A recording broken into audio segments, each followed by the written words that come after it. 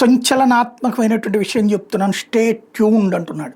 సాధారణంగా ఇప్పుడు క్రికెట్లో కానీ లేకపోతే ఇతరత్ర ఇష్యూస్లో వెయిట్ చేయండి మరి కాసేపట్లో సంచలనం అని బ్రేకింగ్ కమింగ్ అప్ అని పెడుతున్నారు కదా, అట్లాగే తన ట్రూత్ ఏదైతే సోషల్ మీడియా ప్లాట్ఫామ్ ఉందో అందులో ఉక్రెయిన్ విషయానికి సంబంధించి రష్యాకి సంబంధించి ఒక స్టే ట్యూన్డ్ సంచలనాత్మకమైన విషయాలు చెప్తానంటున్నాడు. ప్రస్తుతానికి వినబడుతున్నటువంటి మాట అయితే మాత్రం డాన్బాస్ రష్యా ఇప్పటికే ఆక్రమించుకున్నటువంటి ప్రాంతం, ఇంతకుముందు క్రిమియా ఆక్రమించుకున్నటువంటి ప్రాంతం, రెండింటినీ కూడా రష్యాకి వదిలేయడానికి ఉక్రెయిన్ ఒప్పుకోవాలి.